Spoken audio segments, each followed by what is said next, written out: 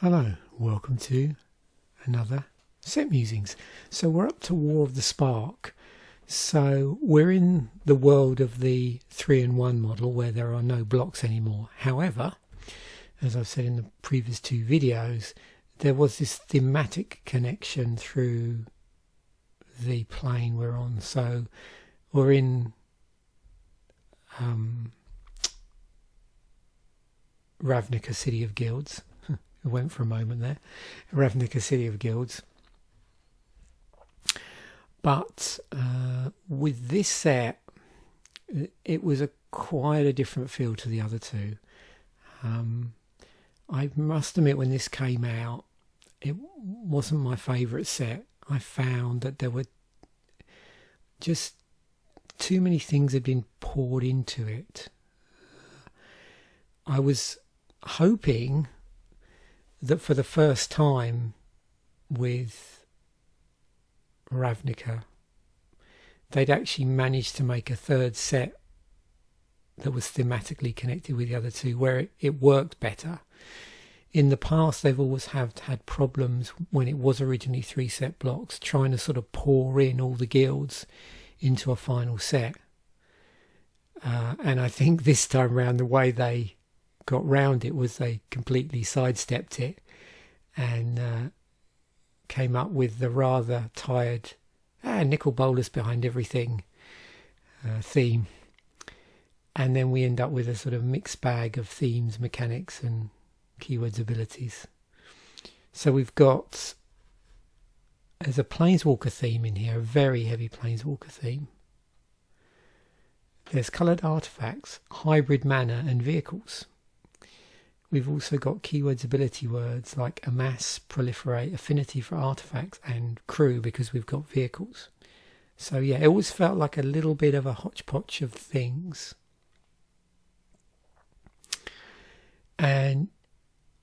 But what I found interesting, so moving now, I've got the negative out the way, and just moving on to the stuff that I found really interesting, was these Planeswalkers where instead of having 3 abilities on them, they either had 2 or 1 and then a static ability. And the ones with a single activated ability, where you're obviously taking off, I think for all of these you're actually taking off loyalty counters, and of course there's no way of adding them back on again. Well, except through proliferate, so yeah, you can see why proliferate might be there. Yeah, so that was an interesting development, and they're uncommon. You've got the regular ones here, although look here, whenever a creature you control dies, draw a card. So they've also got static abilities on them as well. I'll be able to spot them a bit better when I slice through them actually. At the moment we're just looking overview, looking at the artwork and just getting a feel here.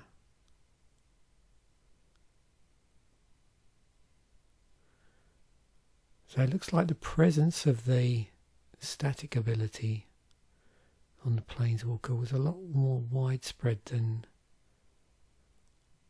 or it did extend into also 3 ability Planeswalkers as well.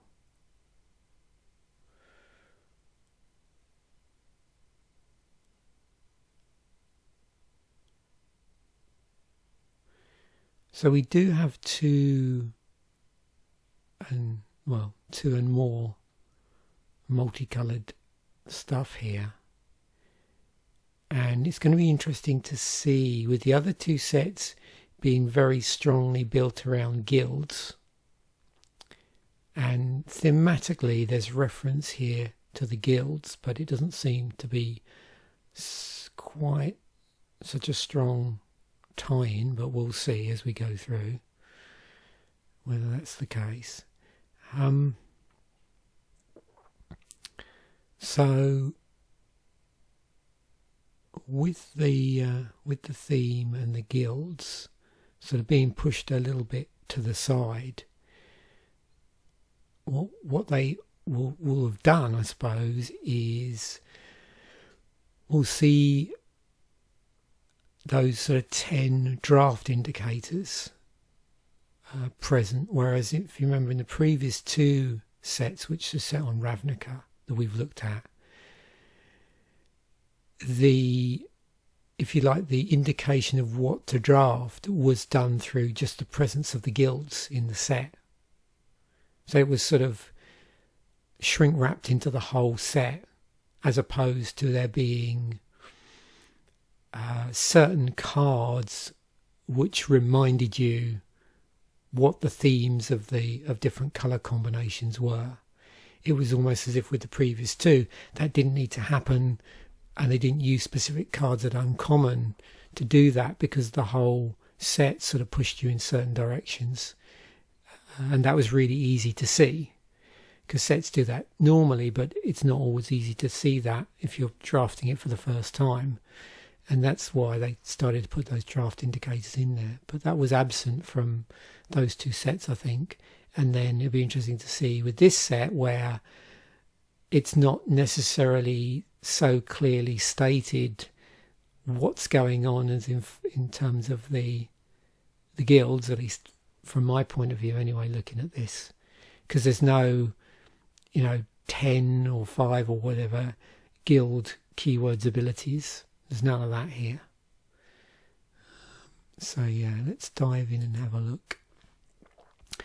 So 264 regular sort of in booster cards in the set, and out of those there were also, or beyond that, there were 11 cards which were the Planeswalker deck exclusives. You also saw down the bottom there was a buy a box promos and the alternate artwork as well. In terms of the 264 cards that form the contents of boosters, or were used to create boosters effectively, there are 101 commons, 80 uncommons, 53 rares, 15 mythic rares, and 15 basic lands, you'll be pleased to know.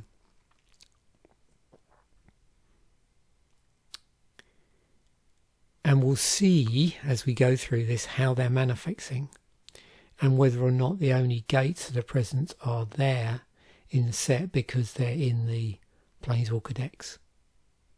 Also, we'll see whether they've printed a couple of Planeswalkers for each of the corresponding ones in the Planeswalker deck. This one is actually the buy a box Planeswalker, just so you're clear on that.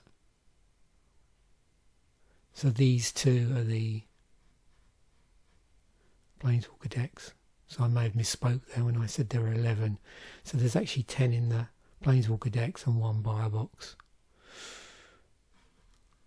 But we'll see these Planeswalker decks at the end. We'll have a look at those. So there's 13 reprints. Ajani's Pridemate got a reprint.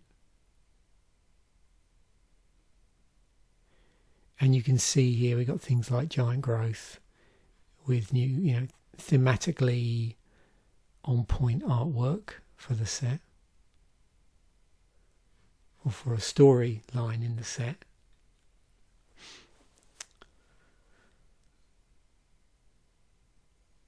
And yeah, you can see here, this gives us a bit of a clue as to what to expect with certain cards.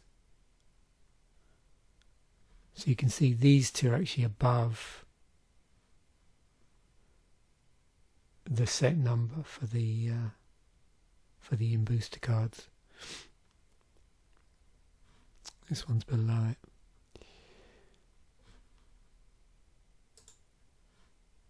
So that leaves us with 248 cards which are not reprints. So these were new cards at the time. That's a lot of cats.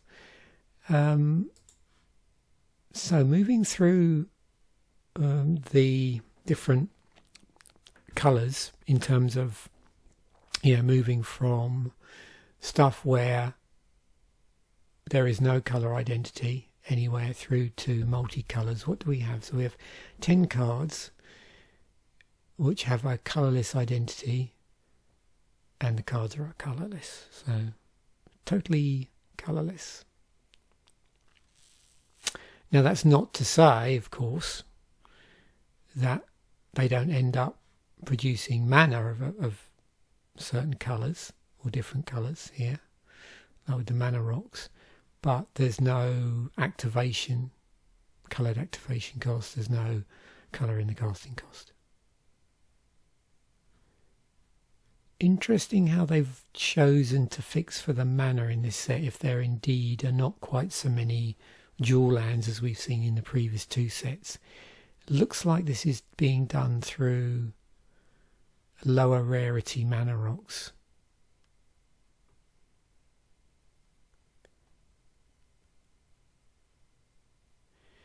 We've also got a couple of colourless planeswalkers. We've got Ugin and Khan. We'll get back to planeswalkers in a moment. So there's nothing in the set where they're colourless in the casting cost, in terms of the casting cost, and then they have some sort of colour in the activation costs. Nothing like that in this set. There's 188 monocolour cards,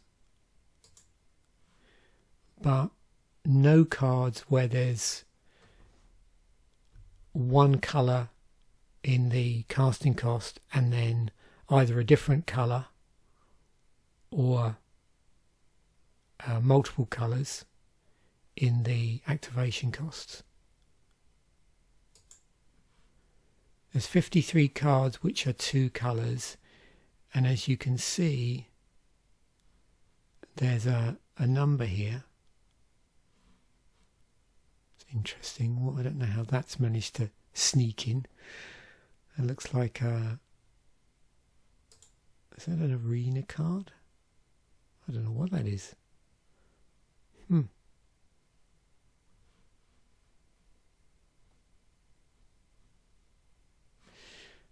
Very strange. Yeah, so there we go, yeah. So that's like 52. Yeah, it looks like an arena card, or promoting arena.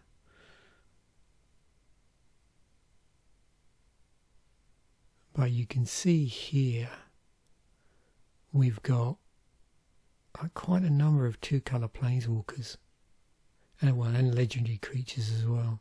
So yeah, a lot of legendaries, including enchantments and stuff.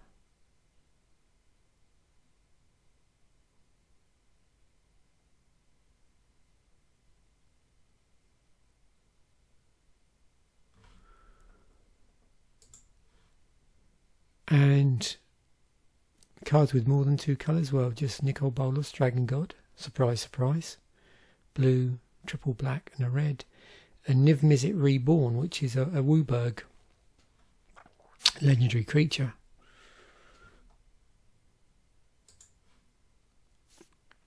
So, in white we have 26 creatures. And let's have a look and see what we've got here. So, you see a number of cats. We've got a giant soldier. So, soldiers, griffin, cats, humans, zombie gods, spirit, beast. We're all over the map. Elephant soldier. A number of these are the sort of combinations of creature subtypes that, you know, we've seen in the previous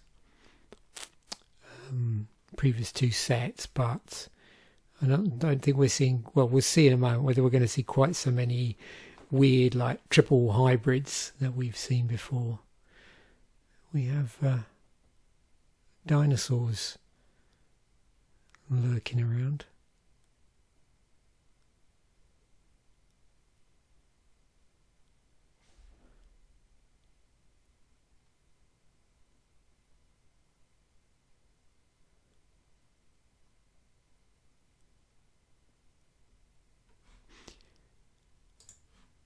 And then in blue, let's just scroll down. A nightmare. Oh, we do have a zombie bird warrior. So there we go. Triple the fun. Homunculus.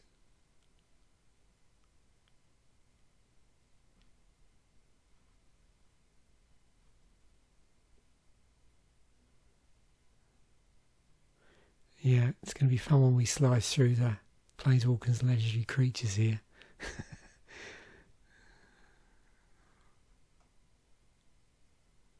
Yeah, quite a mixed bag.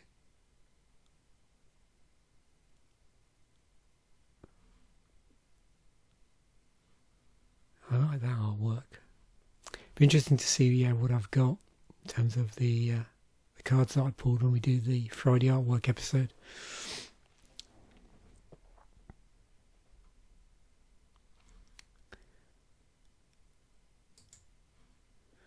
So 24 black creatures, zombie cat and nightmare hound. And we're seeing quite a few zombies here.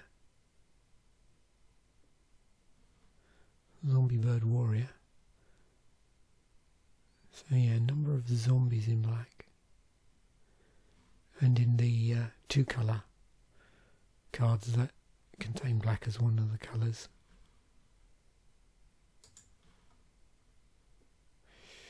Certainly, if you'd like to play around with Planeswalkers, and this was certainly the set for you.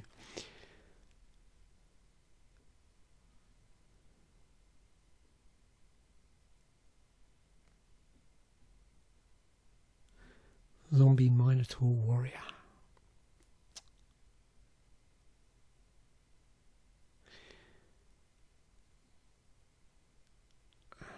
You know what it feels like when I look at this, and maybe I didn't read the memo, I didn't read the email on this.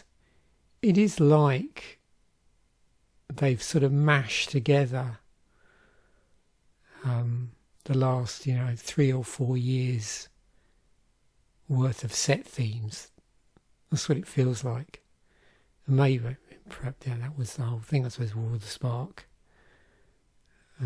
Yeah. I never have read any of the modern stories. Maybe I should have done. I would have a better understanding of why they chose to bring things together thematically in the set and the way they did.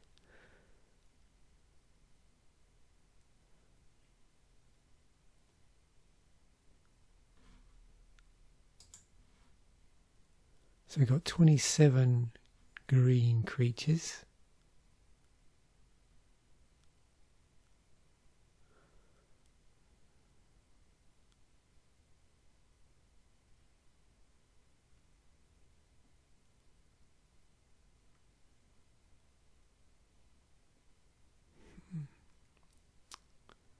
Yeah, so is it the case that the only colour where we've got a really strong amount of a certain creature type is black, which is zombies?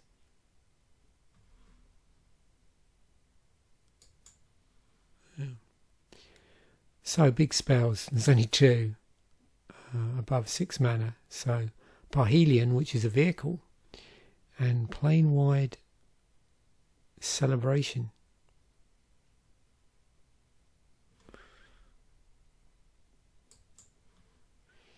So I said there was a Planeswalker theme, and yep, there's a Planeswalker theme. 40 cards. So now I can answer my question, are there any Planeswalkers where there's no static ability? And I think it's the case. Let's just check before I blurt it out and get it wrong. I think that is indeed the case. Yeah. So they have a static ability in addition to their activated abilities. And also, am I seeing another pattern here in that if it's an uncommon, they have 1 activated ability. if they're at rare, they have 2. And if they're at mythic, they have 3. In addition to the static in all cases. Yeah, I think that's the case. Oh, yeah, shouldn't have blurted that out. That's funny. So no, there isn't a pattern there. Yeah. Oh well, I was close. I just thought I forgot about Gideon. So yeah, you got the 2 Gideons here. This is the one from the Planeswalker deck. This is the one from the booster sets.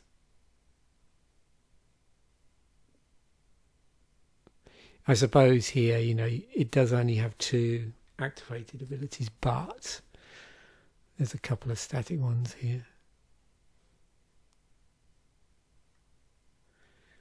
What about Jace? So there's the Jace from the Planeswalker deck, and there's the Jace from the set boosters. Yeah, interesting, isn't it, that the ones in the Planeswalker decks are at mythic, but the Gideon in the set boosters is at mythic, and the Jace is only a rare.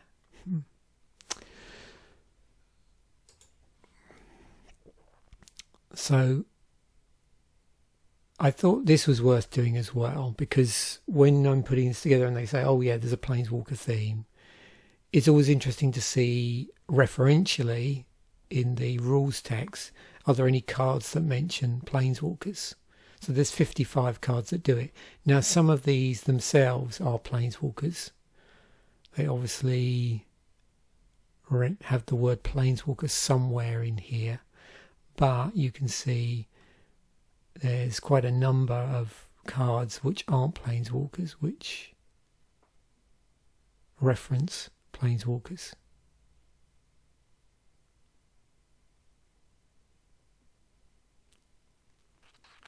So lots of Planeswalkers, lots of cards that reference Planeswalkers. So 55 in total. If we net off the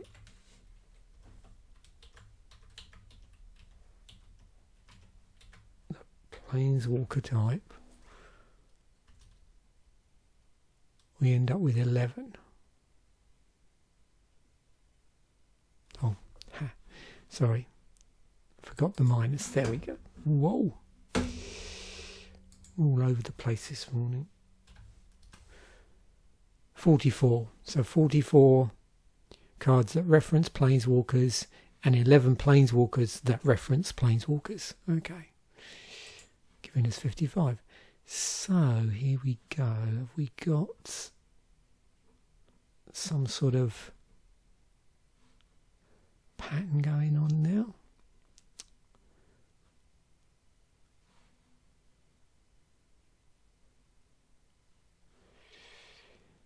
So I mentioned that the set has a sort of affinity for artifacts theme in it. That was one of the themes, but also I'd mentioned that there were coloured artifacts in here, and you can see why it threw me for a moment is the theme of the coloured artifacts does seem to revolve around a cycle, but we'll see if that's specifically mentioned in a moment. It's particularly tied to that. I mean, I think I've shown you before, but if you go into the Open Scryfall tagger, yeah, there you go. So it is a cycle as well. So what I'm getting at is that all the coloured art, there are no coloured artifacts outside of the cycle of coloured artifacts. So yeah, the 2 and 1 are the same. So when we go through the cycles, we'll probably see these again. We've got 10 cards which have hybrid mana, And interestingly enough, it does look like it revolves around a cycle of 2-colour planeswalkers. And you can see they're all uncommon. So that may well map to a cycle as well. But yeah, so 10 hybrid cards. So all the hybrid cards are uncommon. I think it's, yeah, they're all uncommon. Yeah, they're all uncommon legendary planeswalkers. We have 3 vehicles, and you'll notice this is a sort of subset within the coloured artefacts. So 3 out of the 5 coloured artefacts are vehicles. In terms of our keywords abilities to look out for, we've got 22 cards which have a mass on them. So with a mass, you can see we've got a mass and then a number. Use this as an example. So mass 1, put a 1/1 counter on an army you control. If you don't control one, create a 0/0 black zombie army creature token first. And it looks like the only difference is here is the number maps to the counters. So if it's in a mass 2, it's 2 counters. If it's a mass X, it's X counters. But the rest of the templating is the same on here.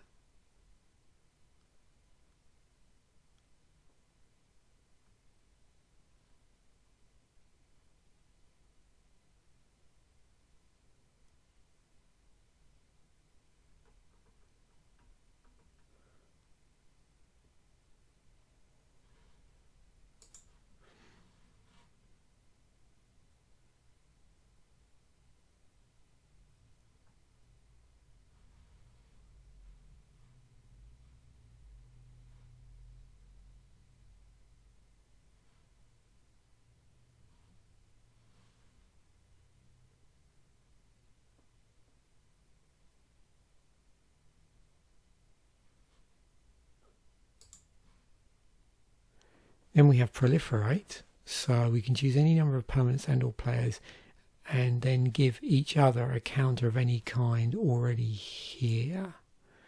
So you can see we've got a mass with counters on it, and then we have proliferate, which proliferate counters, but also is going to be proliferating counters on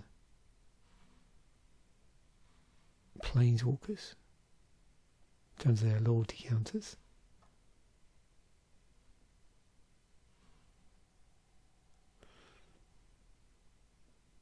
And one note about the army here, it's referring to the zombie army. So there is some speculation that if a mass ever returns, or something that's been said, that it might possibly create an army of another creature type. But in this set it was zombies.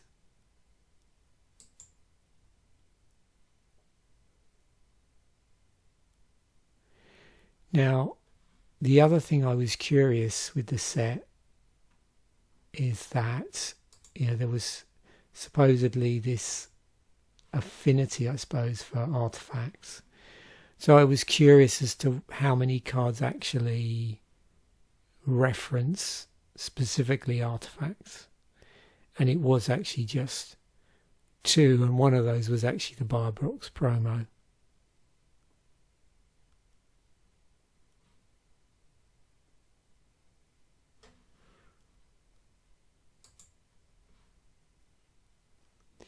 I mentioned crew, and obviously that's tied to vehicles, so we've seen these cards already.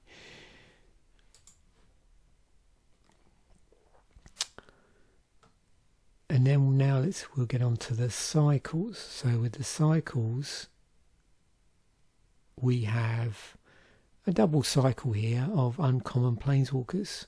So there's 2 in each colour. They're uncommon.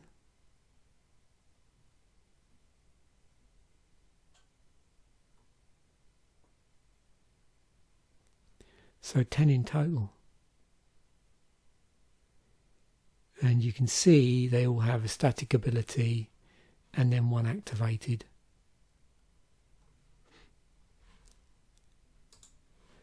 Then we have the Gatewatch, 5 rare and mythic planeswalkers representing the original Gatewatch members. Each one has an ultimate loyalty ability or one that cannot be activated immediately.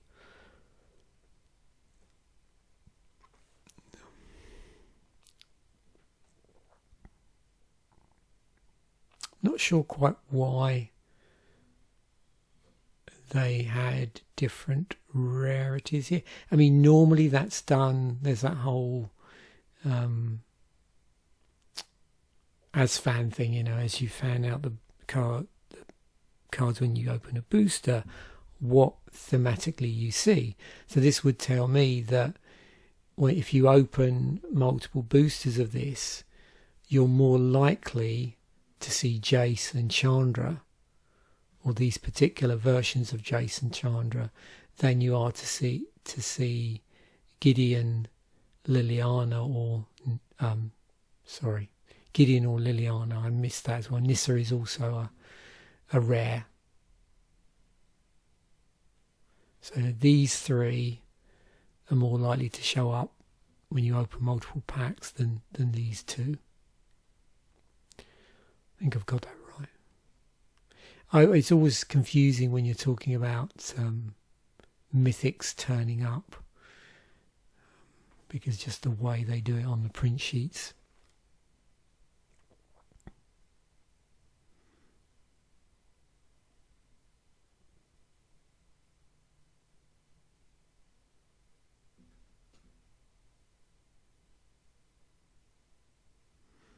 Yeah, I might have to take that back because someone can correct me there if I'm wrong. I'm just trying to remember. There's something a bit weird about the way mythics appear on a print sheet, and I may have got that wrong. So yeah, correct me if I'm wrong, that you would see more of these planeswalkers than these two if you opened a booster box, probability wise. Yeah.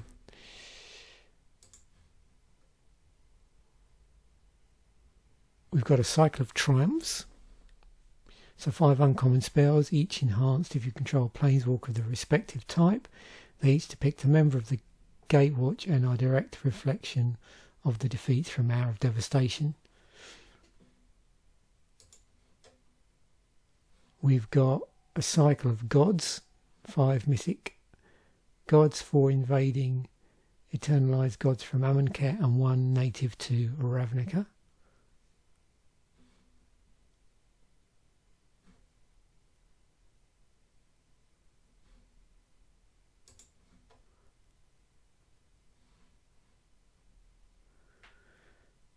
We have a cycle of finales, so 5 mythic mono-coloured X sorceries that each get a bonus effect when X is bigger than or equal to 10. The names reflect the accounting of hours from Amonkhet.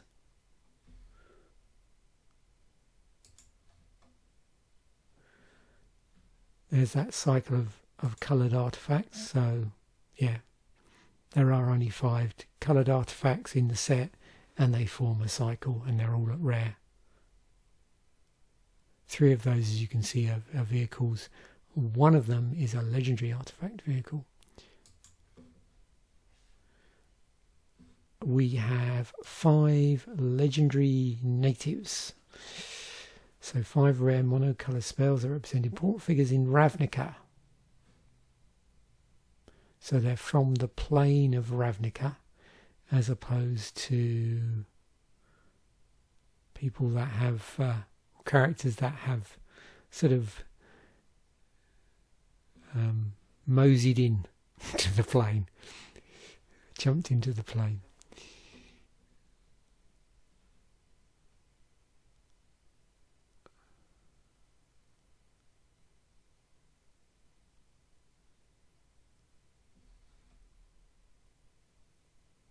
So 4 legendaries and an instant that turns a land into a legendary creature. Okay.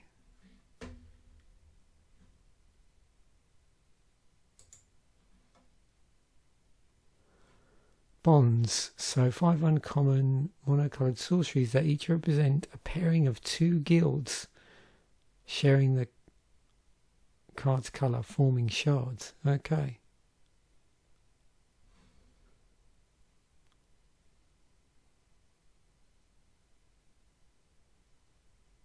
Bond of Discipline. In white, tap all creatures your opponents control. Creatures you control gain lifelink.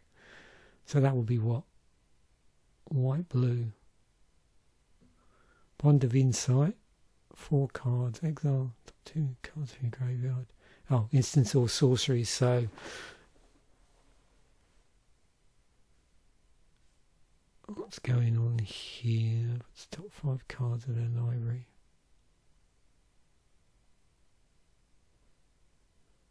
Graveyard into your hand. Okay. Oh, now, yeah. Now it's, yeah, the penny's just dropped. So we've got here what? White, blue, black. So, yeah. The white, blue guild. Yeah, because tap down and yeah, lifelink. So that's all of those features come up across the 2 guilds. So the blue white guild, the white black guild. Bond of Insight. And what's Simic and Is It in here? Bond of Revival. Was that Rakdos and Gruul? So red, black, and was it black, green, maybe?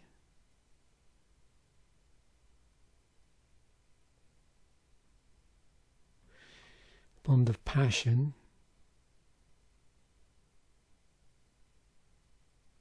Actually, no, I'm not.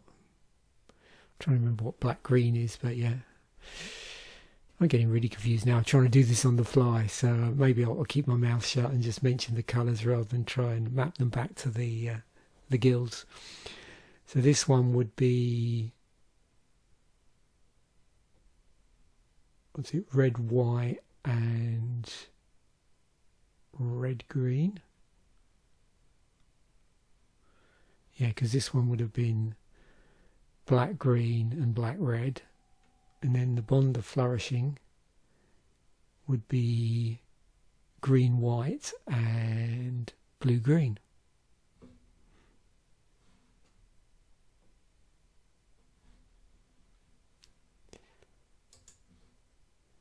We've got a cycle of 10 hybrid planeswalkers, which we did see earlier because they're the only hybrid cards.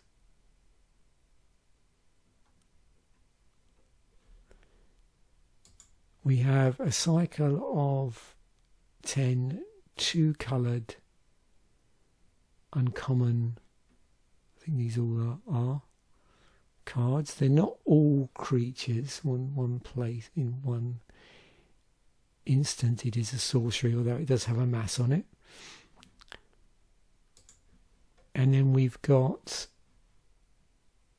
this cycle of 10 uncommon non-creature spells, each of which is generically powerful spell that encourages drafting in its colours. So these, I suppose, represent the cards we see at uncommon that are the draft indicators, which we've seen in a number of sets prior to the last 2 sort of guild, very heavily guild themed sets.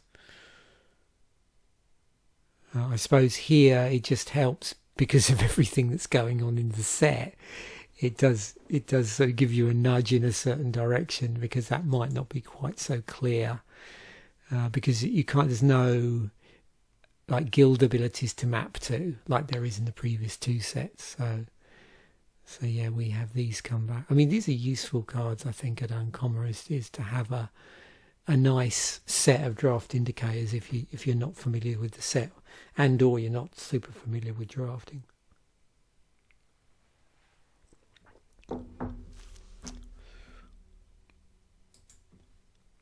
And then we've got pairs of weirds, Spellkeeper weirds and Spellgorger weirds.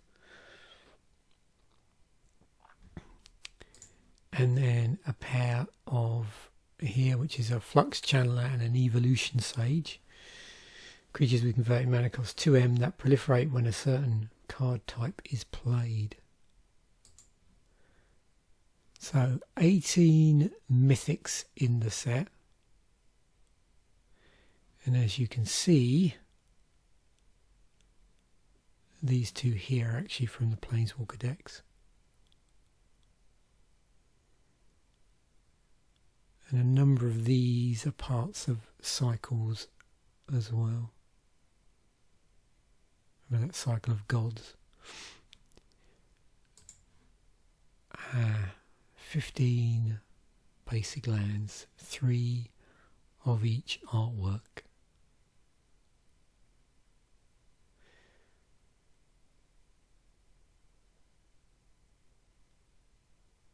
Unfortunately, you're going to have to wait till the Christmas Land Ahoy episode for me to go through these in paper.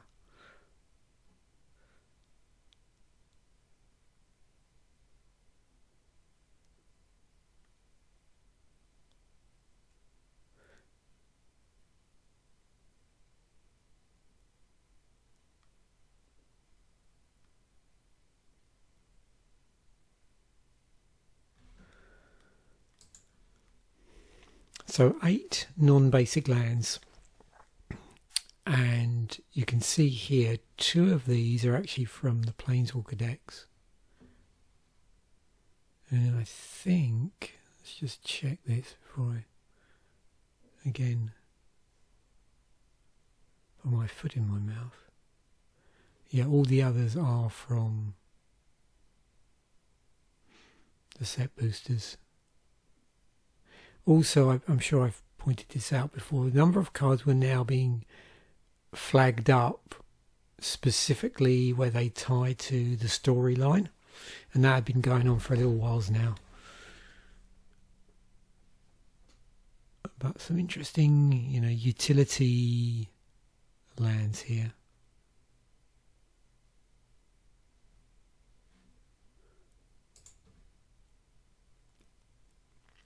"40 Planeswalkers," and we already know there's a lot of Planeswalkers in here. We have 21 legendary creatures, legendaries of some description that aren't Planeswalkers. So we've got a legendary artifact in amongst here. There's another one.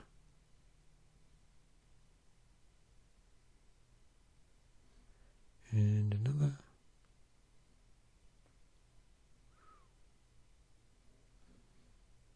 And another one down there. Oh, there's enchantment.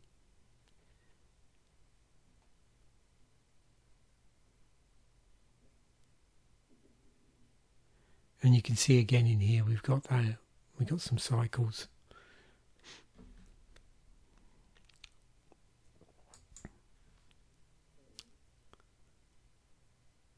So 110 creatures in the set. And, when you look at other sets, that might be relatively low because, of course, of all the Planeswalkers. Just 3 enchantments.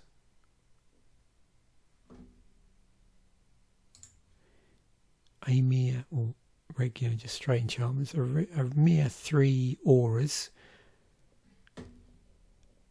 1 does a creature, 1 does a creature or Planeswalker, and 1 a land. Just 3 artifact creatures. One of which acts as a mana filter. No equipment in the set.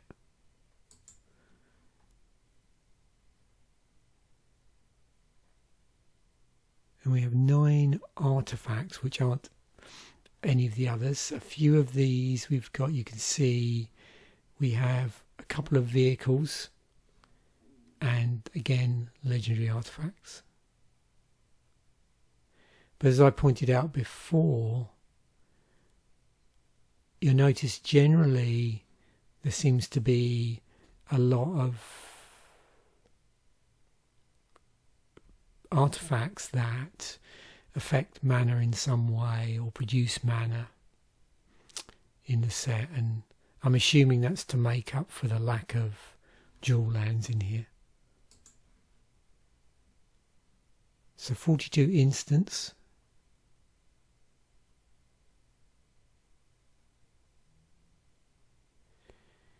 And I'm just trying to keep my eye open for any that have the set abilities like stapled to them. You can see there's some interesting combining up, like doubling up on some cards of two things here.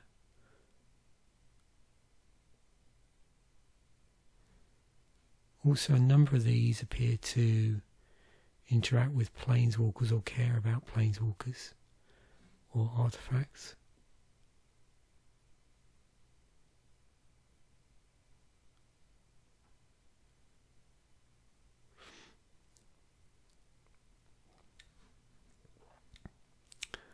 One thing I was going to double check actually, because I may have made a mistake here, and it did surprise me about cards that care about artifacts. So let me just rerun that search. There we go, that's better. So we've got 15 cards that care about artifacts or mention artifacts in some way. Okay, just reminded me to do that when I saw them on here.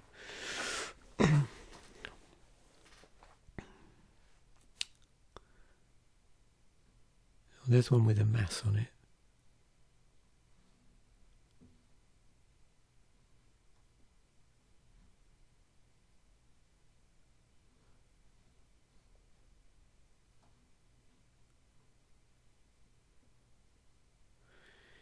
What have we got on the instant damage side of things? It's always an interesting place to look. A lot of these seem to be conditional actually, in some way.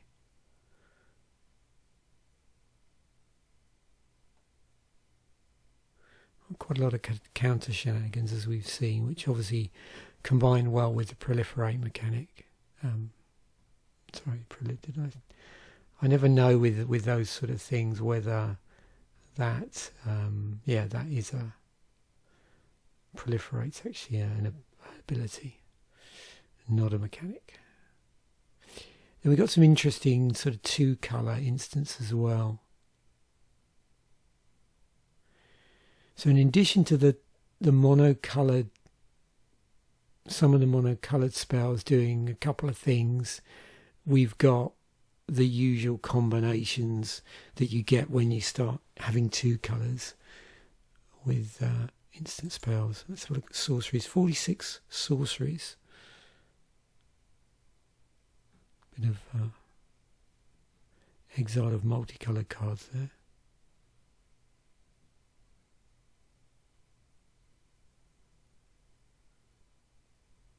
Counters, tokens. There's another mass card in blue.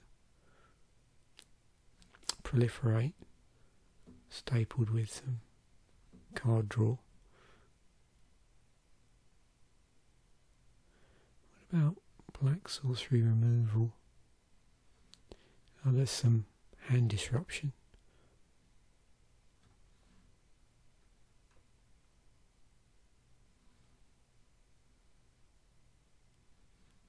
Interesting.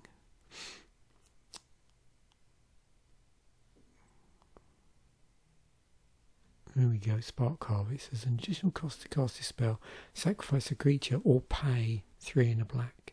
Destroy target creature or planeswalker. 2 black. Destroy any number of target planeswalkers. Choose a planeswalker you control. Put 2 loyalty counters on it for each planeswalker destroyed this way. Okay. Demolish is in the set. Another card with a mass on it. Proliferating in green with counters. It's creature tutoring. There's our basic tutoring, basic forest tutoring. And then our multicoloured sorcery spells. Wow. Super modality there.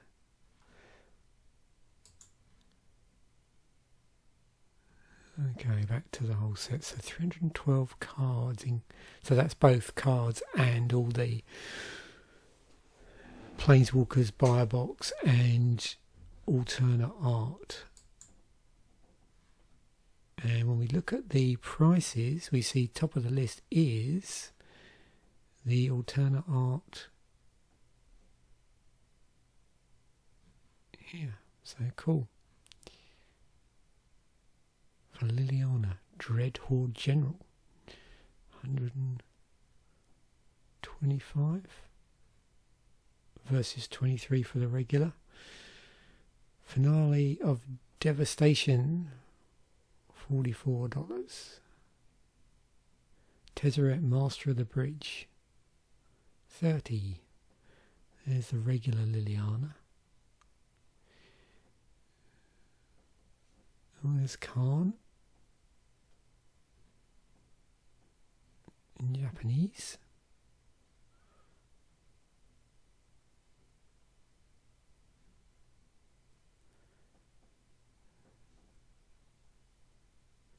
Teferi in Japanese. There's the regular Khan. So a lot of these are holding their prizes as the regular Teferi. Oops. Narset. $11 for a Japanese one. And Nissa. $10 for a Japanese one. So the Nicol Bolas Planeswalker card.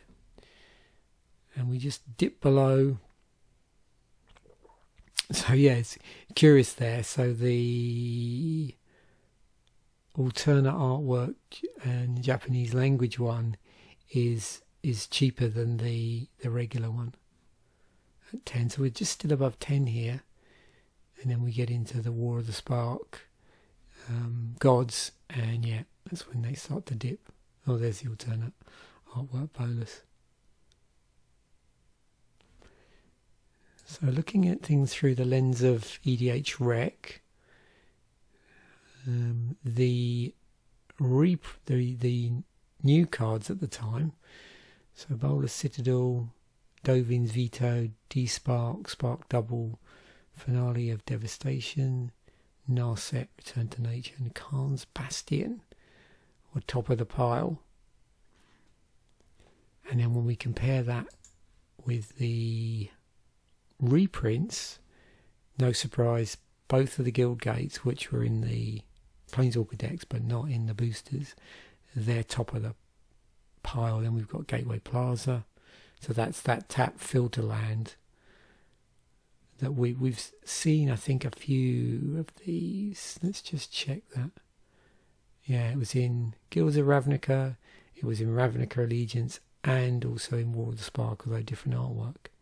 Quite like the artwork on there.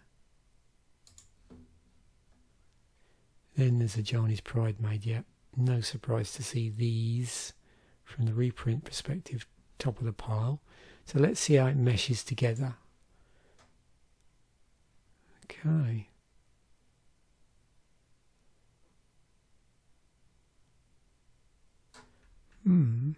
That's odd.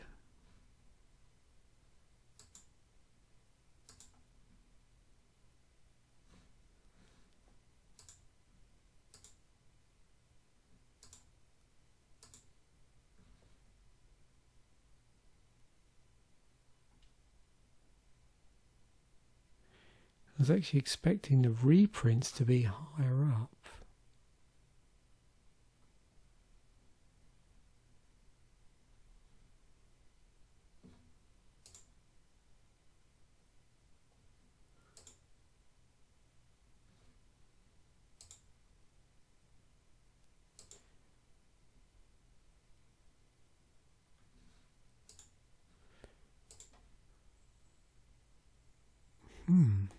Okay, see where that is.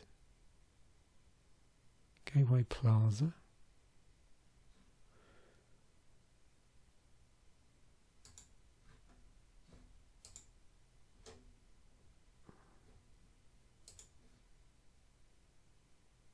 Oh, no, okay. Wow, yeah, they are super popular. Shows how much I know. Okay, so let me try and find them. Where in the pile the reprints are? Down here. Okay. So that's good to know. So yeah, it looks like that's actually quite unusual to see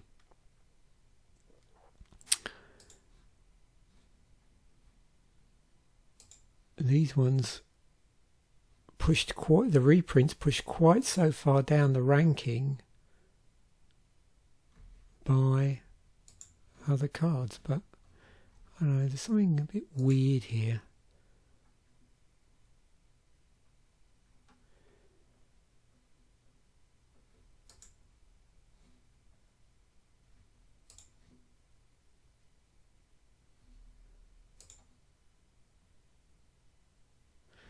Yeah, it's definitely something a bit broken. That's not quite behaving as I would expect, so I don't know why that's doing that.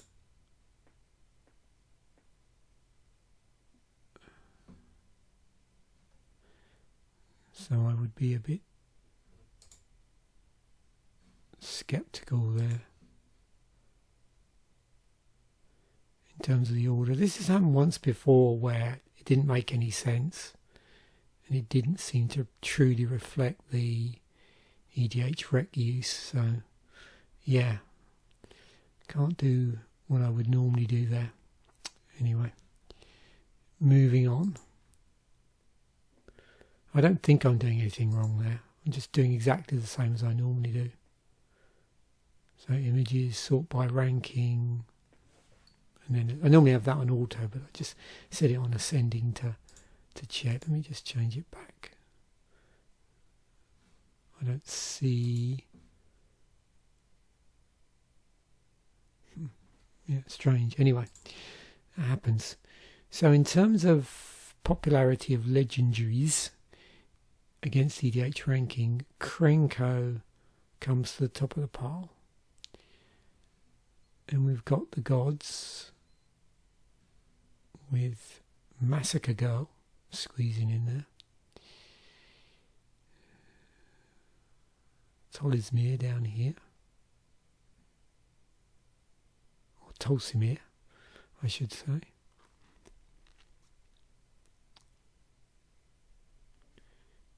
And the bestest boy, Mowu. Oh, there's Niv Mizzet.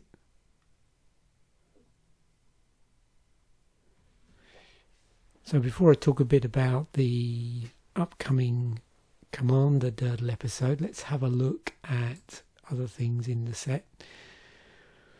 So, scrolling down, I don't think there's anything others. So that's interesting. So the basic lands actually form the panorama. That's cool.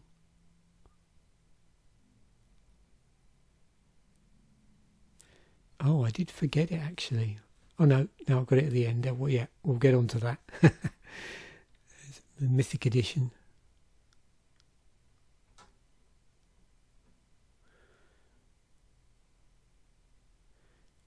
So, white, black, blue, green, 2 precons. And here they are.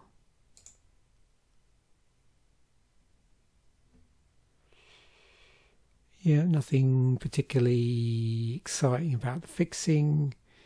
We've got, again, so what's that?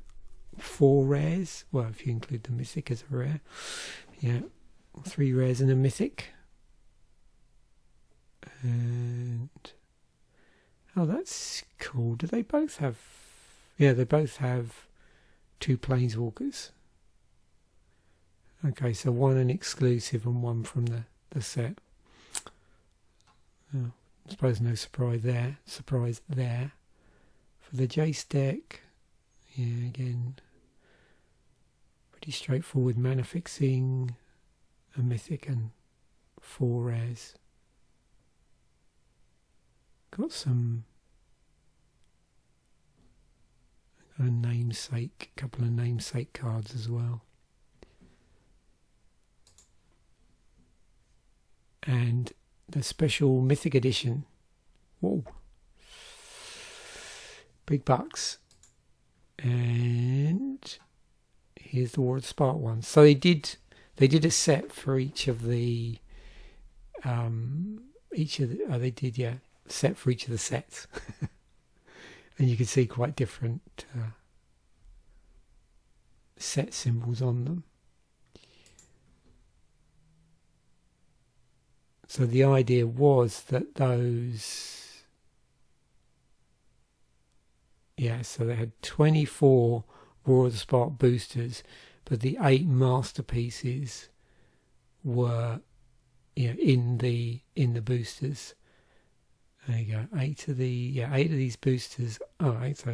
So they did it. So 24 War of the Spark. 8 of these boosters are clearly marked masterpiece boosters and contain 1 of 8 foil masterpieces in addition to their normal rare mythic rare card. Each unit contains all 8 masterpiece cards. So the variability, if you bought one of those, is in the other cards. So it sounds like you're guaranteed to get all 8 of these. And the episode 4 Commander Durdle can do Krenko, seeing as that was the top commander. There was a number of different commanders I could do there, but I think you'll notice a pattern there. If I ever get a red commander come up in a set, and there's a good chance that I might, stumble across something interesting through the algorithm, then I'll normally jump at that. So I'll explain a little bit more about the card choices here once I come to do the episode. Thanks once again for watching. I do apologise if today's episode has been a little lumpy for some reason, and I didn't notice it till I started the episode. My head is a little cloudy today. I don't know why it is. Maybe not getting good quality sleep this week. Could be that. Anyway, thanks once again for sticking it through to the end. Bye for now, and I will catch you in the next episode.